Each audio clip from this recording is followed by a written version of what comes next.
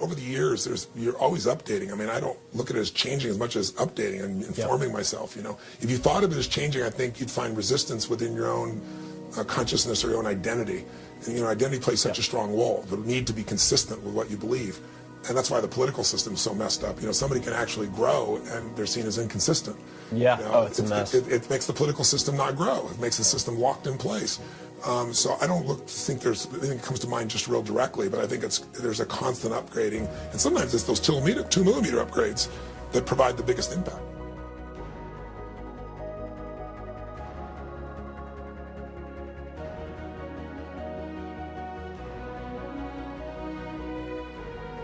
Enter into an interaction with someone and we're engaged, I have a disproportionate amount of information, ideas, insights, wisdom available to me, and then I can react to what's really happening in this moment. So I have what I think in advance, and then I have what the moment shows me.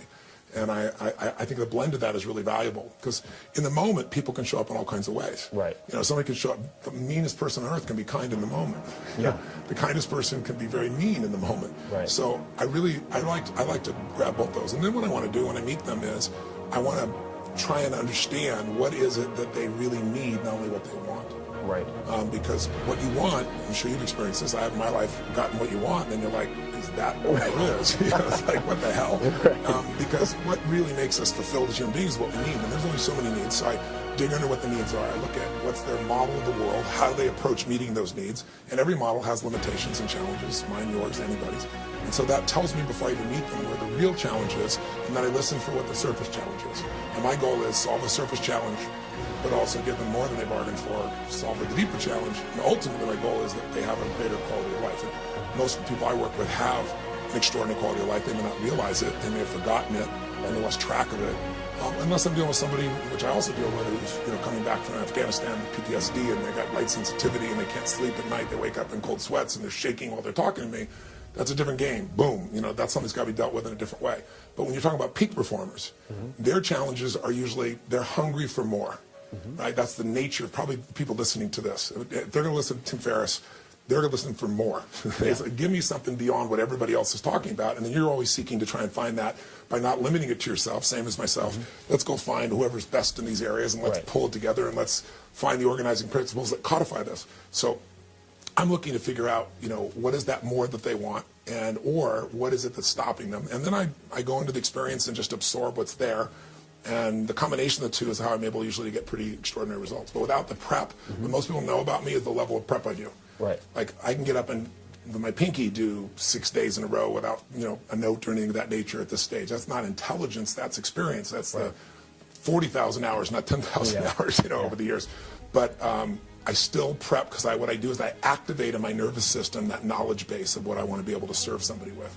I try to bring that to the surface so it's readily available. It's the difference between emotional intelligence and what I call emotional fitness.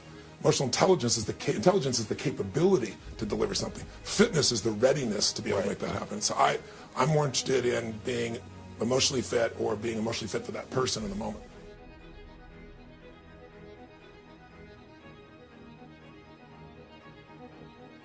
Everybody's got different triggers. There are some common patterns, and one pattern is doing so well that you go beyond your vision. And it's the astronaut syndrome. What do you do when you're 31 years old? You flew to the top of the mountain. You've been on top, literally looked back at the Earth and saw that picture we've all seen photographed. Come back, shake the president's hand, have the ticker tape parade. Okay, now what do you do with the rest of your life? Right. And so most of those astronauts, if you know their histories, they went through some really tough times. Some were alcoholics, some got addicted to prescription drugs. And so, in some cases, that's why I enter people's worlds, is they've done so well. They've called the market, almost hour by hour, a week in advance, and they made more money in a day than most people have ever dreamed of when everybody else lost their shirt, and everybody's want to know what to do. Okay, I've done that. Now what do I do after I've called the market during the worst day in history? Most people lose momentum then, or they get distracted, because it's like, we need something to go for. We all need what I call a compelling future, something that will get us up early and keep us up late and excite us, at least the nature of a high performer. And if you don't have that, life feels very dead for those people. And so, the President of the United States, I remember Bill Clinton saying to me, I was with him in Aspen, and I was there at a fundraiser, and he asked me to come visit him, and he threw me in the car and said, come down the hill with me. It was one of those serene moments, and the lights are flashing, and come down Red Mountain in Aspen, if you know the area.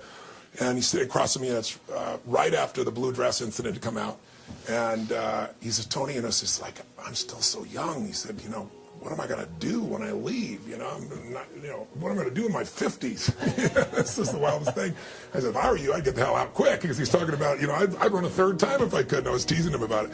But he found a compelling future. And Bill Clinton today has something even greater in his life that he's going for. So the slump shows when people outrun their vision, or the slump can show when they meet their vision but it's not fulfilling, or the slump shows when people just end up developing some patterns they're unaware of that cost them. And this can be such a small thing with an athlete that can occur.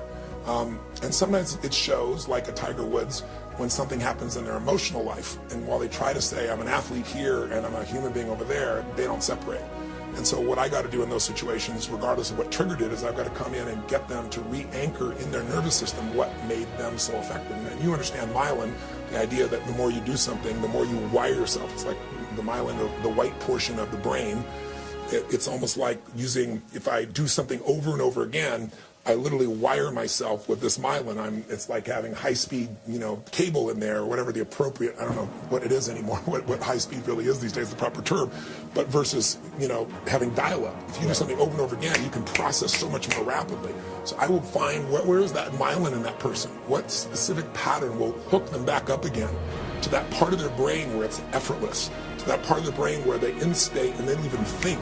You know, Andre Agassi was decades and decades ago. He'd been #1 in the world.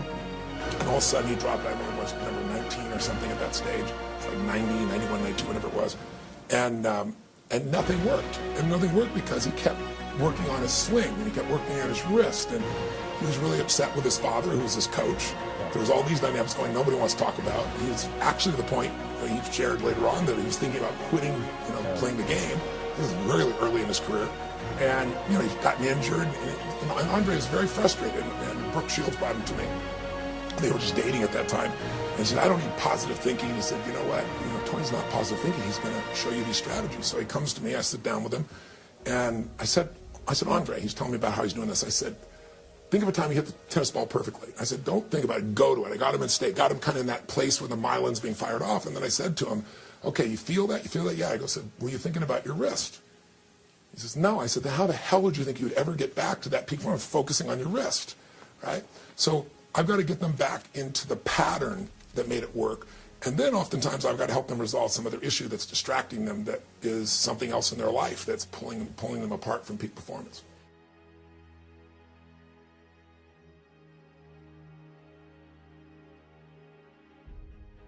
When I'm in nature, I feel that form of meditation. When I stand on stage and someone stands up and my brain, it's done. I don't even know what it is, but person's suicidal. I've never lost a suicide, for example, in, you know, 37 years. Knock on wood, doesn't mean I won't someday, but I never have out of thousands, and we followed up with them.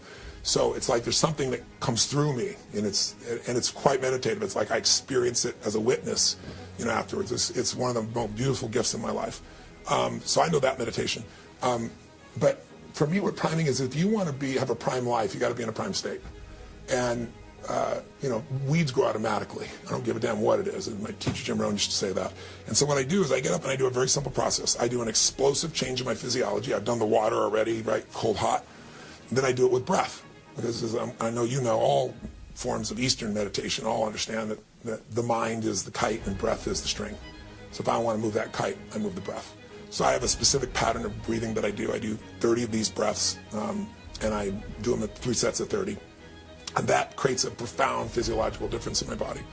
And from that altered state, I usually listen to some music. But I do it in multiple places. I'm on the road, I do it. Doesn't matter what day. I do not miss priming. The reason is, I'm not, you don't get fit by getting lucky.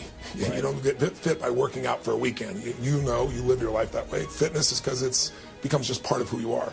So what I do during that time is I do 3 simple things, and I do it minimum 10 minutes. 3 minutes of it is just me getting back inside my body and outside of my head, feeling the earth in my body and experience, and then feeling totally grateful for 3 things.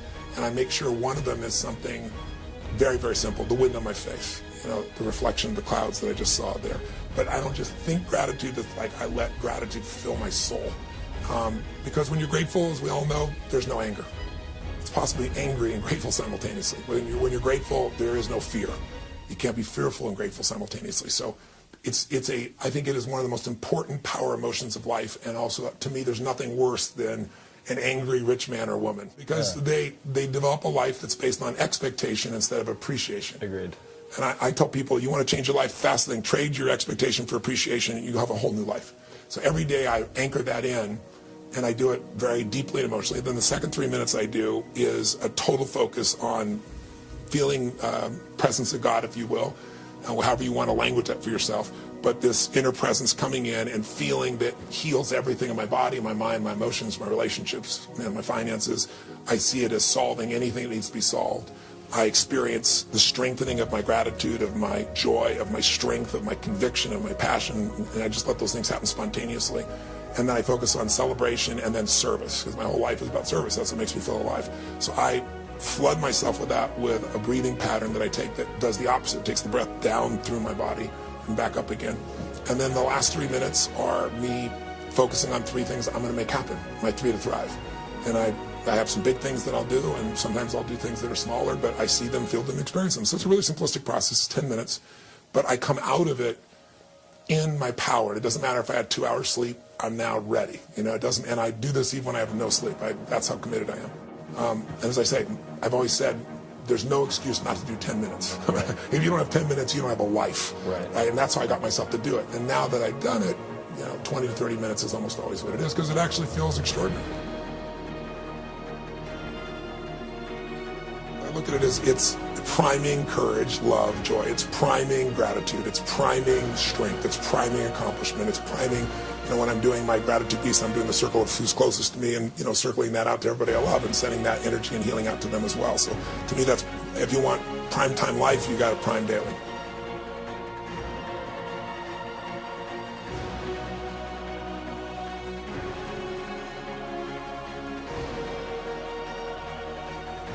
I'm a passionate son of a bitch, and so I'm not talking fast because I'm trying to sell something. I'm talking fast because my brain functions to that speed, right? That's how my brain goes. Slowing it down is just so boring to me. The faster I go, the stronger my brain becomes, the quicker I come to solutions.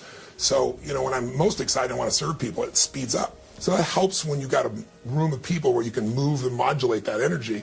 But when you're seeing somebody on TV and they look like they're a crazy son of a bitch and they're 6'7" and they got hands bigger than your head, you start going, who is this guy? But the people that have actually, like yourself or Mark Benioff or, President Clinton or whoever, who've, actually entered into my work, once they enter my work, they go, oh my God, this is very different. So I think most people think I'm an infomercial guy or a salesman or a motivator. I mean, I hate the word motivator. It is the bane of my existence. Because I've never been that. I don't believe you should just go pump yourself up. I believe in intelligence. I believe see things as they are. If you can't see as you are, you can't lead, right? But don't see it worse than it is, so you got an excuse not to try. And that's what most people do. They make it much worse than it is because they're afraid of failing, so they come up with a reason why, a story why it's not there. And I don't tolerate that shit. I'm not the guy that says, there's no weeds, there's no weeds. I'm the guy that goes, let me show you what the goddamn weeds are, and let's pull these son of a bitches out right now and stop bullshitting. Let's do it. You and I'll do it with you. That's my approach. I think most people think it's a pump-up approach because, the media sees 10,000 people in a room and they're jumping up and down and, what is this piece? So that's because I believe that learning, I believe what I do for people at its essence when I do events is E-cube them. E-cube is I entertain them first because people in our society want to be educated, but they'd much rather be entertained. So if I can rock you and get you to have an experience where you feel fully alive, then, and it doesn't matter who you are, you're from any stage of life, any socioeconomic background, then I'm gonna be able to have your education go deeper. And then, so that's the second part. I give you the best education, the best tools. And the third one is I empower you. While you're in this state, I get you to do things that you won't forget. Do things that will be in your body. Do things that create momentum. So I think the misconception, at least my perception, is they don't realize I'm really a strategist. I mean, I consider you a strategist. I know you're inspirational and everything else, but being inspiring is nice.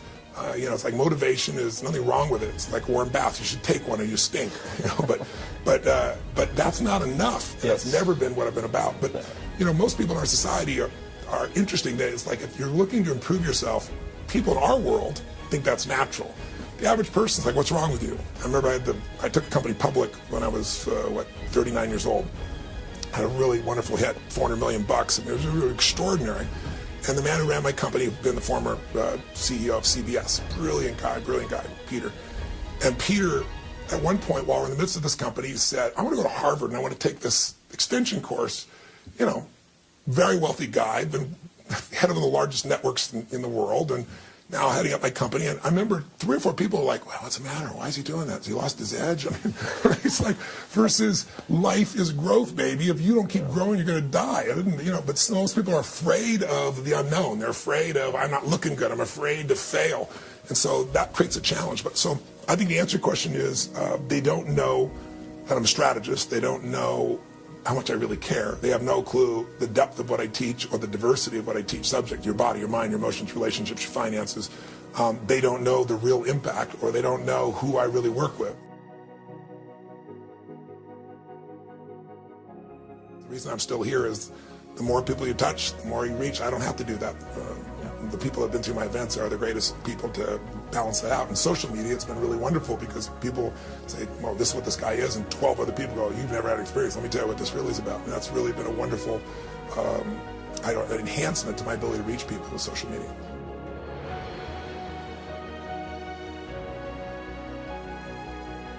The dog bit Johnny, Johnny bit the dog. Same exact words, different syntax, totally different experience, especially if you're Johnny. Yeah. And people don't realize that sometimes when they think I'm 30 pounds overweight and I'll never get this, I've tried everything, or I'm, you know, every relationship sucks. You know, how do I end up with men or women like this? Or, you know, this is my 3rd business and I'm still not there and I don't see how it's going to happen. They don't realize that victory is near. And the reason is it feels like a million miles away, and they're doing the right things but at the wrong time. Or they're doing the wrong things, you know, they're doing the right things in the wrong sequence, you know what I mean? And so timing is so invaluable. And some of that, you and I know we can't control. Some of that's frickin' luck. Sure. But the more you study how things grow, whether it be organizations or human beings or families or communities, or the way in which people, you know, study ontology or study of knowledge, there's a sequence. And it's like if I know somebody's phone number and I dial the wrong order, I don't reach them. But I do that same exact ingredients in the right order, and that's what people need very often. Often they just need a slight twist, and they don't know it, and they give up. And so part of my passion is to help people find that 2 millimeters, you know, that little tiny shift that changes it all. One of the people, I have these people that I've coached over the years that are the best in the world at what they do, and I'll take on clients who I think by touching them, I can touch a mass number of people. That's why I started with Paul Tudor 21 years ago. And it's turned out really well with his Robin Hood group growing to giving away $1 billion to, you know, over this time, and the impact that it's had. But one of these people is one of the top, to give you an idea, facial surgeons in the world. And I remember I went to go see him one day for one of our sessions, and he was late, and I'm waiting, and I'm no problem, I'm busy. And the nurse says, he's going to be a while. He said, Dr. Hoffman said, why don't you come in and watch? And I said, wow, love that. So, you know, I get all scrubbed up, the whole thing, come in. He's got rock and roll music in there, and this guy is like an artist and a scientist mixed together in the most powerful blend with a giant heart. And I go in there, the music's blared. He's, hey, Tony, how you doing? He goes, watch this. And he cuts this one. He lifts this woman's face off. Oh, Jesus. And I felt a little state change. And I was like, you know, I stayed around for a few minutes just, you know, to put up that I can handle this shit. And I said, you know, I got a few calls I got to make. He knows that the measurement of the pupil of a woman's eye, if you measure that size, and you measure the distance below your nose to the top of a woman's lip, it's only for a woman. If that measurement is smaller than the pupil of their eye, men, when they look at this woman's face, are driven and sexually attracted to her. If it's the same size of pupil, there's attraction. If it's just 2 millimeters more, she has an average face. If it's more than 2 millimeters more, her face is what he calls butt-ass ugly. That was a technical term used at that point. So I've always learned, it's like golf, right? You know, 2 millimeters, the difference between, you know, shanking way over here or putting it on the green. So that's the whole thing. Victory is near, but you've got to know that very often syntax is all that has to change. There's nothing wrong with you. There's nothing wrong with the core ingredients. When I do my business mastery programs, I bring people in from usually somewhere between 15 and 30 countries. I translate 4 or 5 languages. There are different financial systems, but business, the psychology and the strategies of business, it's a worldwide game. Yeah. And so I bring people in there that are brand new. They come in like just starting a business, and you got people in there like HomeX, largest home builder in Mexico, is one of my events, you know, $1 billion business. And They credit me with $750 million in increase in 2 years, almost doubling their business. And I take this chiropractor or this dentist, army of 3, and show them how to double their business in 6 months. So I love that challenge of how do you hit both, and it's not easy to do. It's very hard. And thus far, I think we pulled it off. And pulled it off primarily because of it's not me doing the teaching; it's me going to the best on earth and getting them. Simon Schuster told me the same thing. People say, "Why didn't you write a book in 20 years? What the hell have you been doing?" Well, about every 4 days I'm on an airplane. I see 250,000 people a year in 15 countries. That's what the hell I'm doing. And I live for that environment, the rawness, the aliveness, every moment something's changing. You never know who's going to stand up. You don't know what the challenge is going to be. I mean, that feels alive. And also, it's just real and it's now. And if it's not working, freaking change it. Who cares? When I go to write, as I did 20 years ago, I'm sitting still. That first alone makes me crazy. And then number 2, you took away my hands, my music, my voice, my face, my intensity, and now I just got written words, which I clearly am not as skilled at. But when I concentrated on it, I am. But I also go, this is immortal. I can't improve this. It's like once you write the shit, it's done. So I've avoided it like the plague. And then also, most people don't read, frankly. Yeah, it's true. They read blogs. It's like most people, I can see a generation looking at this book. It's 630 pages, right? But it's these 7 steps. So you can do a chapter a day, and in 30 days, you got a different financial life. That's where, if you're crazy like me, you'll do it in a weekend, But what's interesting is they'll say, why don't you put this in a blog? Why don't you put this in an infographic? Mastery doesn't come from an infographic. Yeah. What you know doesn't mean shit. Yeah. What do you do consistently? And you got to go through stages of understanding intellectually, which anybody can do, but you got to do. And you got to get where there's enough emotional intensity attached to that understanding that you actually do it. And then you got to get enough consistency in both those that it gets in your body and you don't have to think about it and it becomes who you are. And those stages of mastery require, it's like I took Taekwondo. I didn't want Taekwondo. I wanted to learn Aikido. I thought it was a beautiful art, and I like the idea they don't have to hurt somebody. 10 people attack you at once and it's like wonderful, So I learned some Aikido, but I had the privilege of being exposed to Grandmaster Jun Rhee, who brought Taekwondo to this country. And he trained Muhammad Ali, and he trained Bruce Lee and his acupuncture and so forth. Amazing history. And a beautiful man, like the most happy human being you ever meet. And he loved me and what I did. He was touched by it. And he said, would you like to do this? And I was 23, 24. So I said, yes, but I must get my black belt in the fastest time in human history. And you must come travel with me. We will do this every day. It's completely insane. So he came and I finished being off stage at midnight or 1 a.m. And then I'd have to go train from 1 to 4. And then I'd sleep from 4 to 7:30, 3.5 hours, 4 hours, sometimes 8 if I could squeeze it. Get up and do my next day. I did that for 9 months. I did get a black belt legitimately in the shortest time in history, but I hated it and never wanted to do it again. But I'll never forget, I was doing these moves, and it's like, gee, it's 4 in the morning. I'm doing the same freaking move, and I'm doing it over and over and over again. And I said, Master Rhee, I said, can we go to the next move? And he said, Grasshopper, this is the next move. And he started to laugh. He goes, the fact that you think this and this is the same move is why we're still doing it. You know what? It was really true. So I'm into mastery, and so what I really wanted to make sure happened with people is that we got them to that place. And when I went to Simon & Schuster, it was a crazy thing. So I'm doing these events, I'm loving this. Simon & Schuster's been begging me for a book for decades, a huge contract, and he made it bigger and bigger. And I said, I don't need the money. I'm not doing it for the money.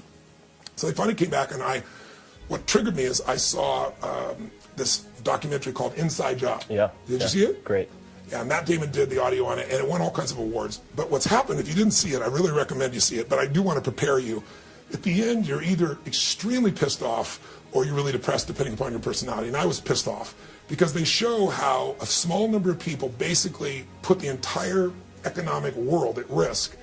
And when they put us near imploding, the punishment for that was to reward them by putting them in charge of the recovery, printing more money, and then taxing everybody else on earth and giving their money back. It's the greatest thievery that's happened in human history. And so I thought, this is making me angry because there's no solution. And I thought, there's got to be a solution. I thought, you know what, I got access. The one thing I got access, because I've called Coach Paul for 21 years, and I mean, he's never lost money in 21 years, and mind-boggling. His company's never lost in 28 years. I was brought in when he's having a tough time to help take things to the next level. And I thought, I know these people. I know this process. What if I took what the ultra-wealthy and brought it in? So I think I got this great strategy. Go to Simon Schuster, who's wanted a book forever, and the first thing he says is, no. I said, what, you can't tell me no. He goes, Tony, no. Jonathan is a real brilliant man, Jonathan Carpenter. He says, Tony, you don't want to do this. He goes, people are dying for a book on peak performance for you, dying for a book on anything, but not finance. This category is a dead carcass, is what he said. It's been picked clean. Same things you're saying, right? Ironically. So did the head of the financial division. He goes, there's nothing new to say. I said, that's because everybody's attacked the same way. I'm going to go to the people that know, not the platitudes of the same BS. He actually offered me a larger advance to not do a financial book. And I said, look, I'm not doing it for that. I'm in for this book. And so now he's really thrilled, which is really wonderful. In fact, the head of that division came back and said, I really thought the category's dead. I had the division. He goes, this is alive. So I'm real proud of it. But I think what's great about the book is there's not a word in there that's coming from me on the financial side. I don't tell you my opinion. Who gives a shit what my opinion is? I want to know Ray Dalio's opinion is. I want to know Jack Bogue's opinion. I want to know what Carl Icahn's opinion. I want to know what Mary Callahan-Erdos, who's head of JP Morgan and manages 2.3 trillion with a T. I want to know her opinion. When it comes to the emotional, psychological side, yeah, that's been my baby for 36 years. Those opinions are clearly mine. I'll stand on them. So I'm real proud of what it is, and I think anybody who reads it will be touched.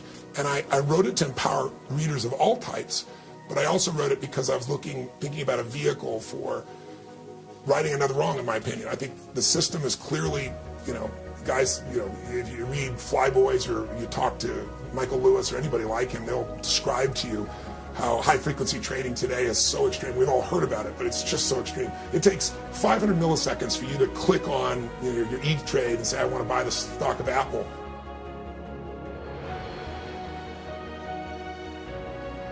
I'm pretty passionate about taking care of people that society's forgotten, and I decided initially I wanted to raise my game. They cut $8.7 billion from food stamps last summer.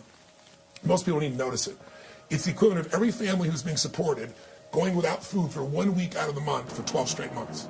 And I've been supporting, my family was fed when I was 11 years old. I had no food. This man came by and delivered a turkey and food, and he was just the delivery guy. It changed my life. It made me believe strangers care, so I cared about strangers. I've been paying it forward, and I've fed 42 million people in 37 years. This year, I'm going to feed 50 million people. And myself personally, I started with, I'm going to advance the book. I'm not going to wait and sell books and see how it goes. I'm just going to advance it all down. I was like, I don't want to do 10 million, I'm going to do 20 million, then 30. So now I'm doing 50 million, and I'm getting matching funds. I have Feeding America delivering the food, and I'm getting matching funds targeting 100 million people this year alone. And then I'm putting a system in place to sustain that. So doing this book has been opening up doors to thinking larger, because when you're sitting with Carl Icahn, and he goes, yeah, I just closed the deal today. I made $2 billion, $2 billion the day I was there. After only 18 months of investment, where he put in, I forgot the number he started with, a small number in Netflix. Netflix, yeah. Right, he made it that day. And he's now putting all his money in Apple, and he does a little tweet, and 17 billion of value goes up right away. Or you're sitting with Kyle Bass, who took 30 million and turned it into 2 billion in 2 years in the middle of a subprime crisis. Good at the short game. He's telling me to do that. It's like, holy cow. I mean, I started learning things, so it changes the scale of your thinking. So anyway, I'm babbling here because what I want people to know is two things. Yes, I think this truly, if you give yourself the gift of this book, it's a category breaker, but it'll show you step by step, and I go from where you want to be. If you're highly advanced, you're going to learn out of the 55 plus, I say 50, but it's really 55 plus, Nobel laureates, self-made billionaires, hedge fund guys, biggest in the world. I put the 12 biggest in the book. So I want people to know that this has been a 4-year journey of going to the smartest people on earth and finding out the vast majority of them are incredibly genuine in wanting the average person to do well. They just didn't think there was anybody who could translate it. And when they saw that I could, and I could pitch and catch with them, because I do 18 hours of prep before I sit down with Ray Dalio, they were willing to share things that they've never shared before. But here's what I found with Paul Tudor at the very beginning, getting back on track. When he was at his best, he made sure every single trade had what he called a 5-to-1. That means if he was going to risk $1, he wasn't about to risk it unless he was certain he was going to make 5. Now, you're not always right, so guess what? If I risk $1 to make 5 and I'm wrong, I can risk another $1, I still make 4. I can be wrong 4 times out of 5 and still break even. Yep. Their secret is not that they're not wrong. It's they set themselves up where they risk small amounts for big rewards proportionally. Paul, if he's right 1 out of 3 times, he still makes 20%. I was with Kyle Bass, and Kyle Bass risked, check this out, in the middle of the subprime crisis, he made $2 billion out of 30 million because he risked, for every 6 cents he risked, he had an upside of $1. Yeah. 6 cents for 100. Well, you could be wrong 15 times, and you're still okay in that area. I mean, he was brilliant to figure it out. He's a genius to figure it out, but that risk reward is why it is. He showed his kids, I said, how do I teach this to the average investor? And he said, well, you can teach them the way I taught my kids. And I said, how'd you do that? He goes, we bought nickels. I said, what do you mean you bought nickels? He said, well, I did research. I had this question. That's another thing that all these guys do. They ask a better question. And we talked about they get better answers, right? Better quality question, better quality answer. What's wrong with me? You'll come up with stuff. How do I make this happen no matter what? You'll come up with different answers. So his question was, where in the world is there a riskless trade with total upside? Yeah. And he started looking around and he said, I'm worried about inflation. So he decided, well, gosh, of all the currencies in the world, a nickel, what it's made of today, it's not made mostly of nickel, by the way. He said, it's costing the U.S. government 9.5 cents to make a nickel. That's how our government functions. Right? I'm going to spend almost 10 cents to make something worth half as much, right? The Pentagon plan. Yeah, that's right. It's the perfect plan. So he said, but you know what? Just the actual material value, right, is 6.8 or whatever it was, 6.5, we'll call it for round numbers. So he said, if I buy a nickel, it's never going less than a nickel unless you believe the U.S. government's going. So I've got something that never goes down in value. So I got a guaranteed return. I'm not going to lose my principal. But day one, it's worth 36% more than the day I bought it. How many investments can you have a 100% guarantee of no loss and have 36%? I said, yeah, but that's smelt value, and I saw they passed a law a few years ago. I think Charlie Rangel, whoever it was the one who pushed it through. He goes, yeah, but Tony said, that doesn't matter. So let me tell you why. He said, look at pennies. When they changed it from pure copper to tin and all the things they changed, what happened to the old pennies? There's a scarcity of them, and now a penny from those days is worth 2 cents. It's 100% more valuable. So he said that at some point the government cannot continue to do something that costs twice as much. Some point they'll make a change in the materials, and then all these nickels are worth an unbelievable amount. So he said, I was just showing my kids, here's a risk. You need to think different than everybody else. Don't think I have to take huge risks for huge rewards. Think, how do I take no risk and get huge rewards? And because you ask that question continuously and you believe an answer, you get it. So, he said, listen, if I could convert my entire wealth into nickels right now, I said, I do it. I said, you're insane. He goes, I am insane. But it's the best possible fundamental investment. He started telling me how to do it. He bought 40 million nickels. They absolutely, beyond a shadow of a doubt, know they're going to be wrong. You look at these talking heads on television and people screaming at you and hitting bells and telling you what to buy, and they're right. The best on earth, the Ray Dalios, right? The Pebbles, I don't give a who you're talking about. You want to look at Carl Icahn, they all know they're going to be wrong. So they set up an asset allocation system that will make them successful. They all agree asset allocation is the single most important investment. There wasn't one person in terms of your vehicle that was the most important thing. No matter how they attacked it, asset allocation was the element there. And the last one is they're lifelong learners. I mean, these people are machines. Like you, like me, like Peter, like most of the people you and I share as friends, they just are obsessed with knowing more. And because the more they know, the more they realize what they didn't know, and then they apply that and they go to another level. And every time you think you're the best you can be in anything in life, your body, your emotion, your spirit, your finances, there's always another level. And these guys live by it. And the last one that I found, almost all of them were real givers. Not just givers on the surface like money givers, that's wonderful, but really passionate about giving. And it showed up once they saw what I was doing was legitimate and was really real. Then they're opening up 3 hours of their time with something that many of these guys will never give. So if a lot of people look at what they've invested, and their broker or whoever represents them will show them the portfolio and go, well, look, you went up, you started here, you went up 50%, you went down 50, but you went up 50, you went down 50. So your average rate of return is 0. But if I put real dollars in there, $100,000, and you go up 50 or 150, you go down 50, you're at 75, you go up 50, oops, and then you go down, and you end up at $37,000 instead of $100,000 because your principal is moving up and down. So there are all these ways we could do it. The biggest one, the biggest lie, in the book, I walk you through 7 steps. So one of those steps is, frankly, you got to do what most of us guys, that probably people listening on your team already do, and that is you've got to become an investor. You've got to be an owner, not a consumer. Right? And the way to do that, frankly, we all know, but very few people do, and that's you take a percentage, you lock it down, you never see it, it's automated, and you put it aside for investment, and that just occurs.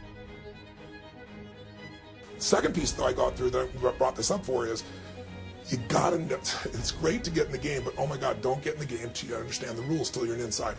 And so I go through the 9 biggest lies, and they're investment lies, they're Wall Street lies, however you want to call them, but they're marketed lies. And one of those is this idea that they're going to beat the market. Now, here's the real facts. 96%, check it out, 96% of all mutual funds in a 10-year period will never even match the market. Now you're paying a premium. You could have owned an index that cost you 20 basis points, right, at Vanguard, or 14 basis points, depending on what index you're dealing with. Instead, you're paying, they say 1%. You ask people, oh, it's just 1%. In reality, if you go through, Forbes has shown the average mutual fund, when you put all fees in, if you read the prospectus, and there's all these 21B, trading, all these things that they don't call fees very often, but they're money out of your pocket, the average is 3.1%. Now, when you do that, here's the problem. Number one, only 4%. What's your chance of picking the 4% of mutual funds that are going to succeed? If you go for Morningstar, you're screwed, because I can show you statistically, Morningstar's own statistics that show in a 10-year period, out of 250 people that made it to 5-star Morningstar, 4 are left. It doesn't work that way, right? So if you could pick the 4%, if you were magically able to do that, you could do all right, but the 4% is always changing. So your chances of picking the right mutual fund are 96% against you. And the average person's 401k at work, they don't know how to evaluate this. They try and pick it, so they're screwed. And then you get poor performance and you pay somewhere between 10 and 30 times more for the same investment you could have got for 10 to 30 times less. It's like the ultimate insult to injury, and you go, why does that matter? Well, first let me give you this. So people understand what 96% means, or getting a 4% possible success rate. If you and I play blackjack, most people know how to play, right? 21. You get 2 face cards, that's worth 20 points. If your inner idiot says, hit me, right, when you got 2 face cards, you go 21, you have an 8% chance of success. You have a greater chance of success there than you did if you're trying to find the right mutual fund. Now, what's your chance of success in getting financially free when, here's what's unbelievable. If I said to you, here's an investment I want you to try, Tim. Here's how it works. You put up all the money, you put up all the risk, and I will put up no money, and I put up no risk. And if you win, I get up to 60% of your entire growth of what you have over the lifetime of your investing. You put up all the money, I take no risk, I put no money in. And if you lose, but I don't lose anything. That's a deal that most people said, I'd never take it in a million years. That's the average mutual fund. Because for every 1% you pay, it's 20% over the lifetime of your investments of growth. Because just like there's compounded growth, there's compounded fees. Bogle showed me 60%. I'm saying, Jack, how is this possible? How could people be doing this? Like, he goes, Tony, it's a $13 trillion lie, and it's called one thing, marketing. It's marketing. So I've been in the business 64 years. It makes me crazy, and people still do it. The vast majority of people put their money in a mutual fund. They had an index fund. Now, he's come to be the largest mutual fund in the world with an index fund now with $2.5 trillion, and Jack has been modified. But most of the smart money is there. It's not the average person's money that's in the index today. So I go through these lies, and what you don't know in the financial world will hurt you. And the one you're talking about is just the average rate of return. You want to be seduced. When you look at the rate of return, Bogle said to me, Tony, whenever you see what the rate of return was, you're trying to evaluate that mutual fund based on its past performance, just know that number's not accurate. In the book, I'm telling you stories too, and I think the stories take it away so it's not numbers you go, holy shit. If me and 3 of my friends all put aside the same amount of money, and we both get a 7% return, but my buddy's getting fees of 3%, my other buddy's 2 and I'm 1, and we both put in, all 3 of us put $1 million in or 100,000, however you want to do it. The person with 3% in fees ends up with 65% less money, and they got the same rate of return. Yep. They start with the same amount of money over the same period of time. And I think when you see that with real people's lives, you start to go, I don't have to know the math. I just know one thing, fees matter, and I'm going to cut those babies to the absolute base. Might be helpful for people to take a second and give people his background. I mean, Ray is not the guy you would think of as master of the universe. He comes from Queens. His dad was a jazz musician. His mom was a homemaker, a really lovely lady. He went from, very lower middle class family and decided that he wanted to go work at a golf course. He bumped into, one of the things I talk about is proximity affects your life, who you're in proximity with. And he's around the proximity with the very wealthy people, and they're talking about stocks, and he got fascinated by it and got hooked on the process, and then got involved in the stock business. But he got involved in a time period when the world was incredibly volatile, the 1970s. And we're all shaped by our time periods, right? And so if you can imagine, that's a time we have this massive inflation where Nixon goes on television and says, we're going off the gold standard, that money, as you know it, called the US dollar, we're not going to back up with anything. And he thought for sure the markets would just be destroyed. The American dollar is going to be worthless. And instead, they had what was called the Nixon rally. And it's like, it shook him to his core that as much as you think you know, you don't know. And it gave him a lifelong focus that says, I always want to be asking, what do I not know? And how do I understand the system as a whole, not just my perspective on the system? And so he started Bridgewater. And in fact, my friend Paul Tudor Jones gave him some of his initial capital to do this, and is wishing he didn't loan it to him, but would have kept it as an investment, I think, at this stage, because Bridgewater became so gigantic. But what happened was, he's the guy the U.S. government went to when they're trying to figure out how to design tips. I mean, this is the level of design. He's the guy that when McDonald's is trying to come out with McNuggets, and they're trying to figure out how can we make sure we have enough supply of chicken, and he's the one who figured out the math of futures and what to do so McDonald's could even do that. That's the way this man's brain works. So over the years, he built this alpha fund, and it's very intensive, and he's lost money in 23 years 3 times on that fund. And the fund has returned 21% compounded for 23 years, just mind-boggling, before fees. And then turn around, and after all these years, he said, everybody talks about, at different stages of your life, you want to protect yourself. So you do a balanced portfolio, 50%, 60% in stocks maybe, and 40 or 50%, here in bonds, because, when the stocks are more volatile, the bonds are going to balance you out. And then he says, but it didn't look that way in 2000, didn't look that way in 2000. It all went down in 2008, right? So over the years, he said, this is a story everybody buys, but it's not reality in whole segments of time. So he began to pursue what he said, what if I wasn't around? I need a passive, almost passive form of investment. I need something that wouldn't take 1,500 people, that my kids could use, that would support all my philanthropic efforts if I wasn't here. And he questioned everything about asset allocation that anybody's ever been taught, and came up with a different way of looking at it, where he basically said, there are 4 things that move the price of any investment. It's inflation and deflation, and whether the economy is growing or shrinking. And that creates 4 different seasons in which every type of investment, stocks, commodities, gold, real estate, it has an ideal environment in which it grows, and it has environments in which it will absolutely slam.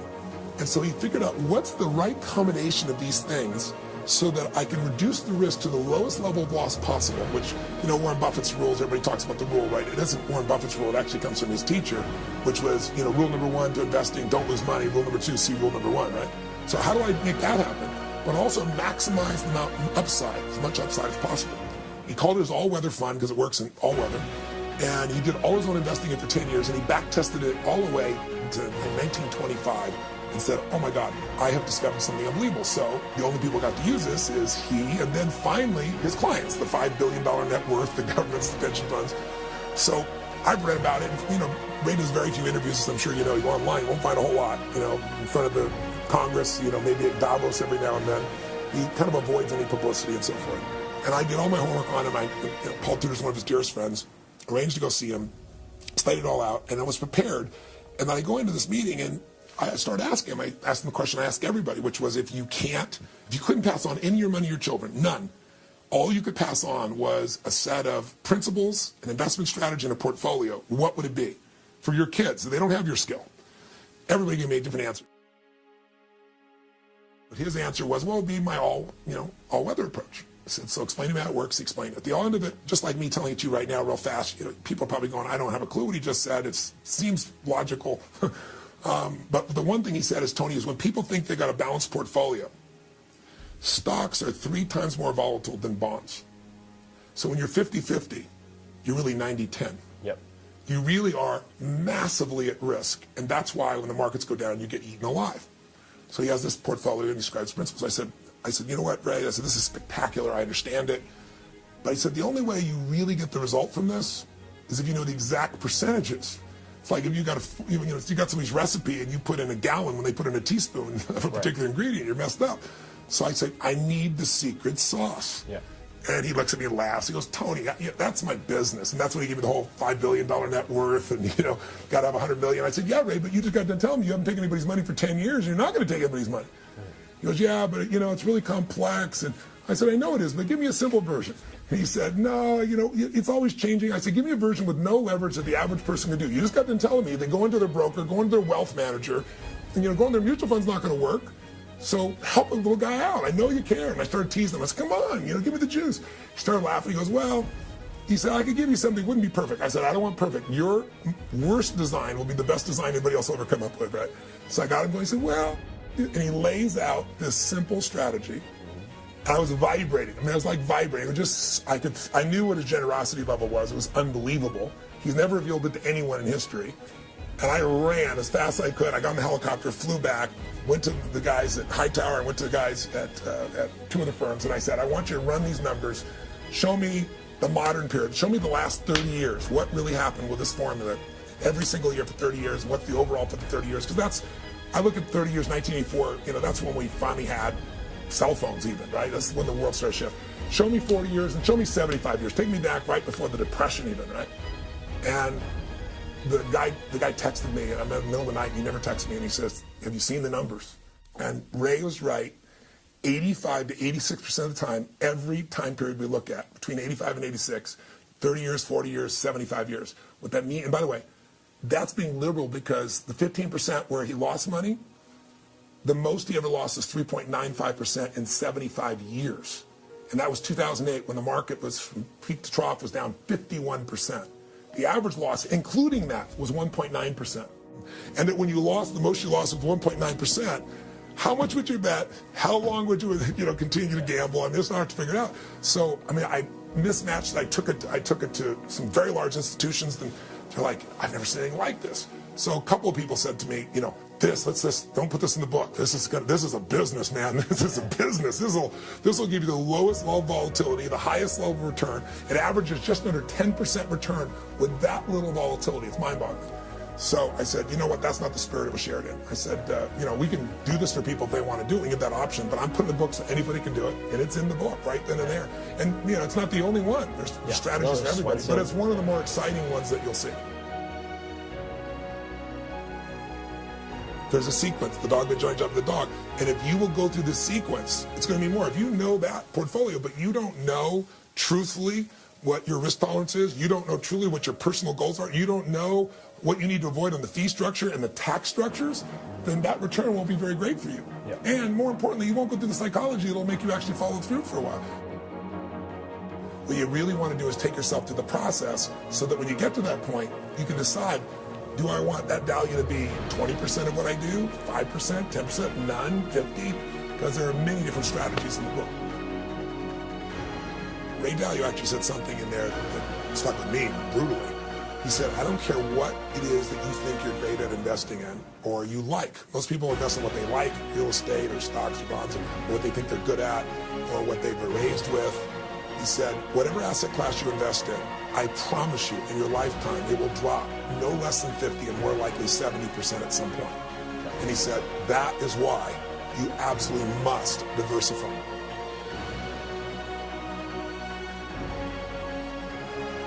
I teach this bucket theory, this idea that if you want to make asset allocation simple, it sounds like such a big word. Yeah. It's just buckets. Some of my money is going to go in a secure bucket. Mm-hmm. That bucket is like a church steeple. It's not going away. It's very secure type investments. Its upside is not gigantic in terms of speed, but you know what? The compounding process, if you give it enough time, those low returns are giant returns still, but you're not gonna lose. And then there's this bucket called, what most people call growth bucket, I call risk growth, because it's really risk first. Yeah. And on that, I'm taking bigger risks for potentially greater rewards. And now the question is, how do I balance these? Am I 60-40, 50-50, 80-20? And that's designed really by three things. Number one, what's your real risk tolerance, not what you think it is. Yeah, and they're never the same. They're never the same. I do these wealth mastery programs for years, and invariably I'll do some crazy thing like I'll say, everybody stand up, make change. They look at me and go, make change. And they start reaching in their pockets and making change. And so somebody will pull out $5 and $10, and somebody pull out $100, and someone will come up and they'll take it and give them $5, and they're like, they don't know how to react. So this goes on for 3 or 4 minutes. The music's going on. I go, okay, stop, right, sit down. And then I go on like I'm talking about something else. And invariably, somebody's like, hey, wait a second, I want my $100 back. I said, what are you talking about? He said, I want my $100 back. The game's over. I said, when did you think the game was over? Did you think the game had ever gone over? Right? And who said it was your $100? Yeah. Right? And it's like it takes a while before they finally get, I'm stressed about $100. What do you think is going to happen when you lose $1 million or $500,000 or 100,000 or 10 grand? I mean, your risk tolerance is not what you think it is. So when you find out what your risk tolerance is, and we got great ways to do that in the book, and then you figure out really how much time do you have. If you're younger, you got more time to make mistakes, and so you can take bigger risks. You got timeline on your part, your spot. And then the next piece is how much is your cash flow? What's going to be the real flow? If you look at those three things, now you can decide how much goes in my secure bucket, how much goes in my growth. And if you don't make that decision, it's the most important investment decision of your life, according to everybody I interviewed, like what percentage secure, what percentage growth and risk. Then when things come up, you're always going to go for the growth risk because it looks so sexy and exciting. And I can't tell you how many people over the years have done this. They're telling me, why would I put money over here? So most people don't put enough in the security bucket is the lesson. And a guy like Dalio provides you a strategy that's got great sustainability, but there are many approaches in the book. But you do have to decide how much is secure, how much is growth, and I show you how to do that in the book. And that? Everybody's a financial trader, but most people are making a bad trade. There's a trading time for money. Yeah. Worst trade of your life because you can't get more time. We all know it. I'm saying to people, give yourself the gift of just a short burst of time so that you can truly look at life and be good at this area. And if you want someone to do it for you, you can, but at least then you lead them. Yeah. You're not being led by them.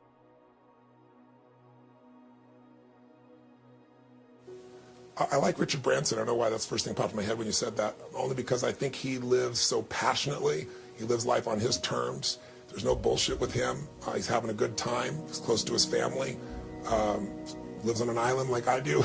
I guess I like it. But he's an extraordinary leverage and very conscious man about society and what to do. His elders program and things like that. He's very socially conscious and yet still has a great time. So he'd be one of the first people I think of probably.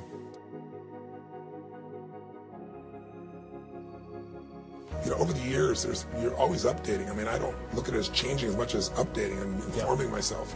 If you thought of it as changing, I think you'd find resistance within your own consciousness or your own identity. And identity plays such a strong role, the need to be consistent with what you believe. And that's why the political system is so messed up. Somebody can actually grow and they're seen as inconsistent. Yeah, it's a mess. It makes the political system not grow. It makes the system locked in place.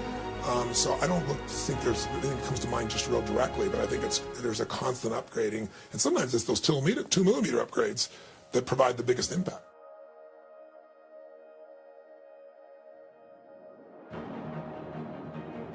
I feel like I'm made to do what I do as a human being. I'm certainly not the only human being who can help people, but I'm able to help a lot of people, and I feel it's a privilege and it's a gift and something that's earned and something that is part of grace. And yet, the greatest thing in my life, outside of my work and my family, is my wife. And ironically, when I met her, she had extreme motion sickness since birth, and I spent almost a decade going everywhere because she would throw up we never want to be apart. And she would throw up on the flight up and on the flight down. And she literally lost, I don't know, it was 19 pounds, but she couldn't move. She was size 0. I took her to every type of physician. I took her to every kind of natural healer, acupuncturist. I took her to NASA, the expert there.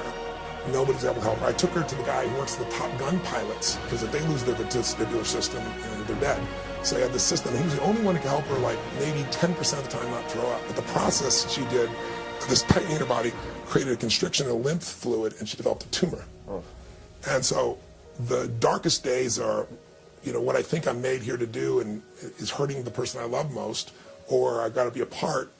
And, corny as it sounds, I just believed that there was a larger lesson that I need to find a way to break through, and we finally did. And she doesn't love motion, but she no longer throws up on any flight. And it was ironically an experience in India, which sounds so bogus to me, but I experienced it. She's never thrown up since that time. It's mind-boggling. It's this man who's he's not of any particular faith. It's called oneness, and he does this form of meditation work where it basically primes your brain to a certain way of being, and it balanced her body out. Just amazing. But the point of the matter is, I went through all this pain, all this questioning, all this doubt, but I kept asking what's right, what's real, and I trusted my gut, even when it was painful to trust my gut. And I found that that's probably the most useful thing. The other thing you got to do is, it sounds stupid, hydrate your ass off. Make sure you rest, because in a lowered state of energy, you'll doubt everything. And the worst thing can happen if you are what I call energy rich. If you are physiologically at a peak, you can slam anything against you and you'll know. And so that's not to say you won't have those downs, but that's what I try to do. Put my body back in the strongest place. That'll put your mind back there. Your heart is always there. and then ask what's right and live it. And you're going to still make mistakes, and when you do, I think it's being forgiving yourself and learning from it and moving the hell on to what's next as quickly as you can, so that that experience allows you to help other people. And for me, the worst events I've ever gone through in my life have always been the best events, because I figured if I'm experiencing this, someone else is too, and if I figure it out, I can help millions of people. And that's given me sanity. I look back and you think about money. Money is nothing but a tool that you either use for a life of service and a life, increase the quality of life for yourself and the people you love, or it's used on you as a weapon. And I'm big on saying, time for it to no longer be a weapon used against you. And the only way to do that is educate yourself, and you can do it in a way that's really fun.